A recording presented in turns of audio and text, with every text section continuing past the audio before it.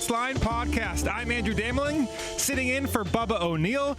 So excited to talk ball with today's guest. He was a Hamilton Honey Badger. He made the Final Four with the University of South Carolina.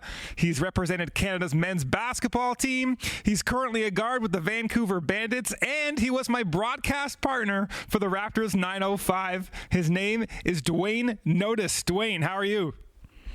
I'm good. How are you? Nice to be back talking to you, Andrew. Yeah, it's been too long, and I'm so excited to get into the NBA playoffs. As you might know, there's a Hamilton hero about to head to the NBA Finals, and we're going to talk about Shai Gilgeous-Alexander, but I want the audience to get to know you just a little bit. You're from Toronto, and I want you to go back to those days, maybe the St. Michael's days, maybe a bit before. What's your first vivid basketball memory as a kid growing up in Toronto? My first vivid basketball memory, it goes prior to St. Mike's. I would say the Raptor ball, when Vince Carter and Antonio Davis had that house league thing they were doing. I'll never forget putting on those reversible jerseys. That's the league where you're allowed to travel, take a couple double dribbles, lower rim, but that was the first time I really fell in love with the game, having Vince Carter be local and kind of showcase basketball at a high level. I think that was one of my favorite memories, having the little Fisher-Price type hoops where you could be able to, get picked up and dunk with your parents. And I think for me, that was one of the more memorable moments of my life. So you quickly ascend through the ranks. You have an incredible high school career. You go to South Carolina. You play with guys like Sindarius Thornwell, who made the NBA. You had a great G League career as well. And as I'm watching the Thunder play, and I talked about how we're going to get to Shai, but there is one player on the Thunder, and it finally kicked into me after Game 5 of the Western Conference Finals, that reminds me so much of you. Can you think of the player I'm thinking of on the Thunder that is, to me, Duane Notice personified? Are you talking about Lou Dort? I am not talking about Lou Dort. One more guess. Who would it be? I'm trying to think now. I'm blanking. Alex Caruso. My God, my SEC brother. Yes. Okay, you went to Texas A&M. You played in the SEC, and I remember I interviewed you a few years ago in my Mississauga radio show, where you talked about wanting to be the guy to stop the best player on the other team in the G League. Yeah. And not only that, but Alex Caruso was guarding Rudy Gobert and Nikola Jokic, and you were guarding, I remember, on the Celtics G League team, you were guarding Taco Fall, who was 7'5". Yeah. So you are willing to guard anybody. Where did that sort of dog mentality, whether it's in your upbringing, whether it was Frank Martin, your head coach at USC, whether it's Kyle Julius now, another sort of hard-nosed coach, or whoever it was, where did this mentality of wanting to guard the best player on the other team or anyone on the other team come from? A lot of places. I think you mentioned it already. I've been fortunate to have a lot of coaches and tutelage from these mentors that put me in great positions to always thrive. But for me, just being a kid from Toronto, I think it's a pride thing. I understand that in basketball, not everybody can be a Shai Gilgeous-Alexander when it comes to offense. So for me, I always wanted to see how can I make a difference and an impact on the game on both sides of the court. So defense is something I always took pride in, and I think it's an effort thing. It doesn't matter how tall, how big, how small you are, but it's a matter of commitment.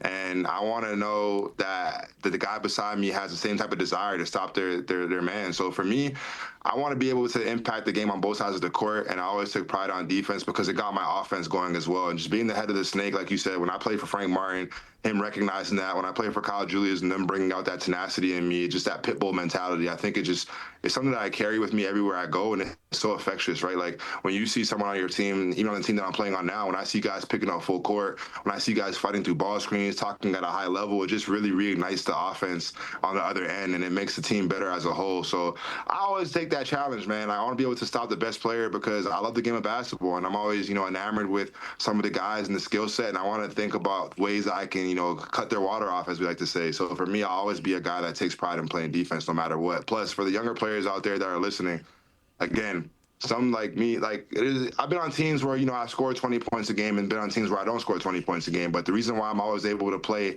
a lot of high minutes is because of my ability to defend. So you want to be able to stay on the court at the end of the game. I think you have to take pride in defense. So that's the first thing that comes to the best defender's mind. It's an effort thing. It's a mindset thing. But these days in the NBA and in the CEBL, defense is complicated. There's guys switching. There's guys tagging up. There's guys making all kinds of reads during, especially a playoff series when things are constantly changing. How have you developed that side of the defensive end of the floor? Honestly, I think it's preparation. A lot of that work gets taken into account for prior to even stepping onto the basketball court. So scouting report, meeting with coaches, having a good sense of game film and understanding what it's like to defend your player. Like I'm psychotic. I'll be counting dribbles, how many dribbles a guy takes before they cross half, before they like to, hit a certain counter. So I think that's the beauty of the game is understanding players' tendencies. So when you talk about the different terminologies, tagging up, you might guard one player where you have to, ice a ball screen on this side of the court because you want to force them to their weaker hand. But now when you're switched on to a different player, maybe his tendencies are different. So you have to be able to adjust on the fly. And that's one thing I love about basketball. It's like a chess game. So when you have that high IQ and you're able to study the game at a high level, it makes it way easier to make those reads in real time. But for me, I think all the preparation is done mentally prior to stepping onto the court. One word you used in there, psychotic. This is an affectionate term that people give to those that are especially obsessed with the game. They're psychos. In your evaluation of Shai Gilgeous-Alexander, you played against him. I was trying to look up, was there a time you played against him? And there's at least one documented game. It was August 2019, where you played a green-white game at the OVO Center, and you had 26 points, and Shai had 21. Could you see that psycho in him in that game? What was that experience like? Because that was the year, that was after his rookie season, I believe. What was that experience like playing against Shai before he really became Shai? Man, I feel like I said this with the Caruso thing to you before, where everyone's like, ask Caruso. I'm like, I saw it in university. With Shai, again, prior to even that game that we had, I think just seeing him prepare for games, like his training regimen is second to none. Like I talk about myself in terms of my work ethic, but it's always great when you're able to step into these rooms with other people who kind of match that or even elevate it. And he's someone that is relentless when it comes to his training. So seeing the amount of work and effort that he puts in, I remember him, like you mentioned, being in his rookie year. I think, if I'm not mistaken, Sam Cassell at the time was coaching for the Clippers, and he came up to Toronto that summer and helped work out Shai throughout that whole summer at Humber Lakeshore, and just watching what they were going through and seeing how detailed he was with his workouts. I remember him working on those bumps that he utilizes now so much, to the point where he doesn't get offensive fouls, but he's able to get that defender off of him and create that space for his pivots and his shots. And I think that is something that I talk about when I speak about his ability to kind of score the ball, is just his attention to detail in tight spaces, but also his work ethic. I think he works on his pivots, his footwork so much. His handle is crazy. His shot obviously has gotten extremely better. So when it came to that game, it's like, yeah, you see the potential there. He has all the intangibles. He could, handle the ball. He can get guys open, high IQ player. The length is there. The athleticism is there. But he also has that cool, calm, collective kind of just confidence that I think that a lot of hoopers wish they could have. They call it that aura, I guess they say. So for him, I saw it from a very young age, and it's cool to see how it's kind of developed and it's producing right now, and to see him on the biggest stage for every hooper who has a dream of playing at the highest level. I think it's incredible.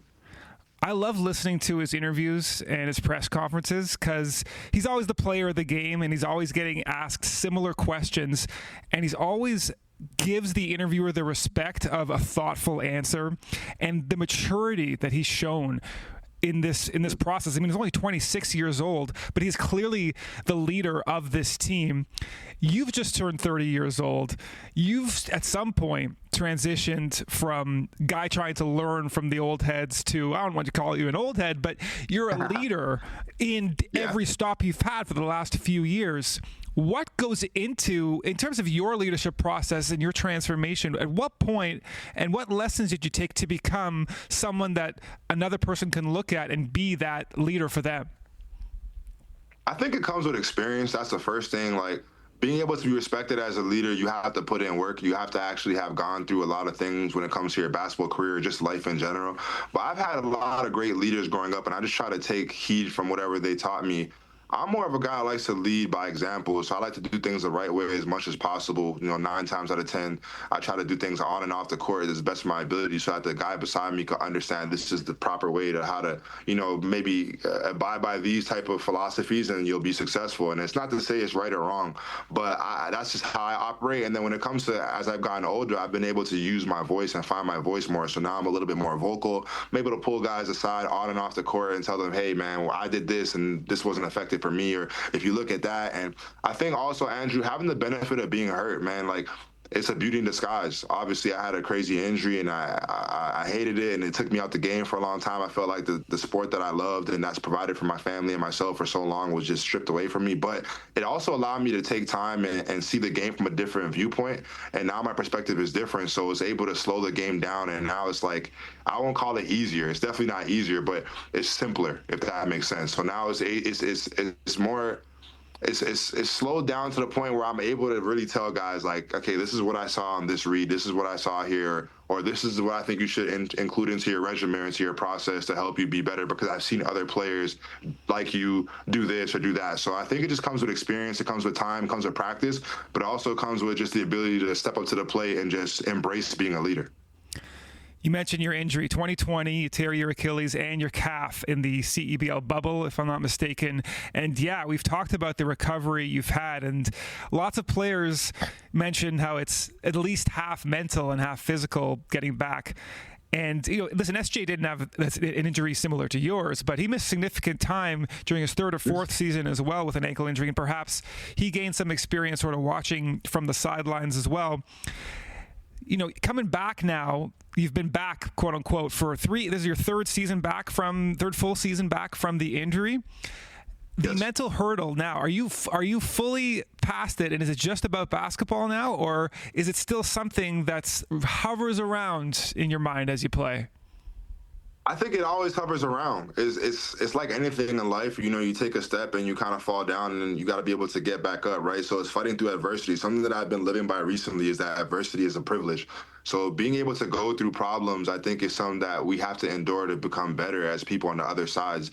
So, yeah, injuries suck, but it's a part of the game. We realize that. And you have two choices. You either got to sit there, sulk, or you could also get better. And for me, I think the most effective way is to remove yourself from the situation. Think about other ways you can help your teammates and help your team in general on the sidelines, off the court.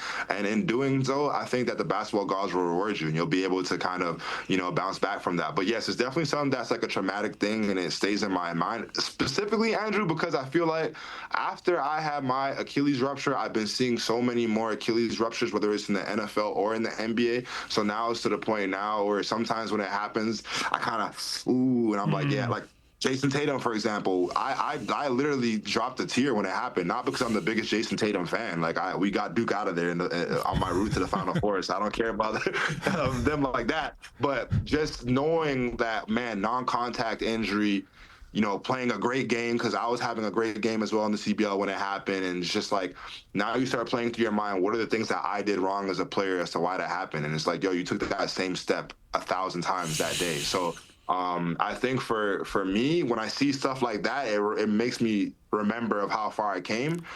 So it's like, it's a reminder. It doesn't really go away. And then the last thing I would say is, going through a traumatic injury or going through an injury in general, it conditions you to how to change and approach the game differently. So I've always taken my pregame seriously when it comes to my nutrition and my training and stretching and post-recovery. But after getting injured, you dial it up to another level, and you become obsessed with the process of recovery. Now it's like, okay, after practice or after games, there's no ice around. No, I'm going to figure out how I'm going to be able to get this cold plunge in, or get this ice in, or be able to get opportunity to see my RMT, or be able to, okay, we're in the hotel. No, I have to get this lifting. Except I don't lift, and I'm not able to, condition myself to be able to take on the load management that I'm going to be having and the force in these games. So I think it taps into a different mental psyche for yourself, where it's like, now you have to really pay attention to your body and listen to your body and your mind in the process. Okay, so that's where you are now. I want to get to the Shai viewing experience, because he's someone who looks incredibly explosive, but he's also he's not trying to dunk on guys either. I'm not sure if he's thinking about an injury or not, but he's very calculated in all of his movements. He doesn't seem to be extending himself too much, and it's just a beautiful thing to watch him operate in the mid-range. What is your SGA viewing experience like? Because when I sit down, I'm just like with the mid-range stuff all the time. What's your experience like when you're watching him in these playoffs? I think I'm relieved, and that might be an intriguing word that I'm using to people who are listening right now. But we talk about the game of basketball and how it's evolved, and now we're in this like stalemate place where it's, a lot of threes, and I feel like no one had. I grew up in a time where I watched basketball in the late '90s and early 2000s, where everybody had a different identity. Vince Carter was different from Allen Iverson. Allen Iverson was different from Paul Pierce. Paul Pierce was different from LeBron James. Like, all these players had different skill packages and different tendencies, and nowadays it feels like every player goes to the same trainer and everybody has the same bag, as we say. When it comes to Shai, it's like I feel like he's kind of just breaking the rules when it comes to the traditional style of how players are playing nowadays. It's like his ability to play at all three levels but not rely on the three-point shot, I think is something that we need to really take heed to. Yes, we love Steph Curry and his ability to explode from the three-point line, but man, when you're able to score in that mid-range area like a Kevin Durant, or like how so many guys, Michael Jordan used to do back in the day, Kobe Bryant, I don't know, it's just a different part of basketball that excites me. And I think he's a basketball savant, right? So someone that's able to really showcase his abilities, but on different, angles and methods. And I think when you really pay attention to how he plays, if you're a fan of the game, you really appreciate it and you really think it's exceptional because he's doing something that's different. It's unique, but it's also effective. And he stays true to himself. Like, every game he's able to make these reads and he's able to, I'm going to take a mid-range shot because I don't care what analytics say. Nowadays, I feel like analytics, I love movies, Andrew, so Moneyball when it comes to Brad Pitt, Jonah Hill with the baseball stuff. I feel like basketball now, everybody's, harping on analytics, plus and minuses. Oh, mid-range, that's a bad shot because we'd rather get a guarded three-pointer in the corner because it's worth more. But no, Shai's like, I'm going to take the best shot that's available and this is what I work on, so I'm going to be effective at it. So I like the fact that he's able to stay true to himself, and it just shows. And it's like he's having fun out there playing, and all his teammates, they're electrified by it. And as a fan watching it on TV, I really take pride in seeing that. And from an analytical perspective, he shoots 50% from the mid-range in these playoffs. So he's, even from an analytical and aesthetic perspective, it's amazing. And there are a couple other Canadians still alive in these playoffs the one guy that I really appreciate his game on the Pacers, Andrew Nembhard. So this guy to me is always under control, and his stats always increase come playoff time. Always seems to make the right play, and that he's got a mid-range game too as well. How much do you like from him and from Benedict Mathurin as well? He played lesser of a role in these playoffs as well. But Andrew Nembhard, let's start with him. What do you like about his game? What do you see from him? Well, again, another Vaughn guy, so shout out to Vaughn. Just growing up with him, seeing his process, and I'm not going to lie, I expected him to be great, but it's the way he's being great, which I mean, man, he's definitely added to his game, right? Because in university, of course, we knew him as a guy to make open shots, as a guy that would definitely find his teammates. Like, whenever I'm playing around him or with him or against him, or when I watch him play, he's someone that you're going to be spoon-fed. Like, he's going to get you the ball in the places that you want to get the ball to. His IQ is very high, and he's a great playmaker. But his ball handling ability since he's joined the Pacers, and every year I feel like he's taking a step towards just adding to his bag. Like, I remember against, I don't know if it was game 3 against the Knicks, but he did like literally the first person in the game after the jump ball, he got it. He did like a tween, punch dribble, step back 3. But I'm like, damn, Drew, I didn't know you had that. Like, respectfully, because again, like you said, he's always making the right play and the right reads, but now it's like he's getting more comfortable and adding some more tools to his game. So it's cool to see, because like you said, he's always under control, man, and he always makes the right reads, and you can see that he's selfless. And in turn, him being selfless, you just see the aggression in him, just the basketball guys just rewarding him, man. Every time the playoffs come up, it's like he's one of the key factors, the X factors, and one of the main guys. And it's like if he doesn't have his, a few assists or his few clutch buckets, and they're not winning. So then I love that he's intense on defense too. So again, I just think it's like a combination of all those things, and I'm happy for Andrews to see his success right now. Yeah, he's having an incredible playoff run. And listen, Mathurin not having as good of a playoff run, but he's from Montreal, I believe. He did impact Game 4, actually. He came in for 9 minutes, had 9 points in 6 minutes or something like that. So, yeah, he's definitely someone that Rick Carlisle goes to. And he's an incredible head coach, by the way. He's looking for a second title. And if Indiana can get by the Knicks in Game 6, then there'll be plenty of Canadian content coming up in the final. You, right now, are... Yeah, have you played for the Bandits yet this year? Have you entered the games yet for the Bandits this season? Nah, it should be next game. I'm finally getting to suit up. Like we just talked about dealing with injuries. I just came from my previous season, torn muscle in my foot, but I've been recovering, so I'm back to full health now. So we suit up today. Hopefully I'll get a chance to get in there. But we've been rolling, right? So I'm also a guy, like we just talked about it, Andrew. I've been able to kind of help from the sidelines and also be like an extended coach of Kyle Julius, because I've been around him for so long. So I know the type of things that he wants out of the players and all the things that he expects from the guys. So it's been cool because I've been able to kind of take on a different kind of leadership role while I've been recovering. But now I'm excited to get back onto the court. Yeah, you're in Edmonton. Your team is undefeated. We hope to see you tonight. And if not, then to contribute in every way you can, as I'm sure you will, with the team. So listen, Duane, as always, another podcast for us in the books. I enjoy this time so much. Can't wait to catch up offline. And good luck tonight and good luck for the rest of the season. Thank you. I appreciate it. And man, love this opportunity. I always love talking ball with you. And then when it comes to the finals, like you said, so many Canadians. So I'm just patriotic and happy that we have so many different choices to support when it comes to who will take home the NBA championship this year. Appreciate you, Duane. All right, that is Duane Notice of the Vancouver Bandits, and that is your Sportsline podcast for the day. If you know an athlete, team, or event to promote, the Sportsline podcast wants to hear from you. Please hit the thumbs up, like, and subscribe button. If you have something to say, please comment. For everyone behind the scenes that make the Sportsline podcast possible, thank you, and we will see you next time.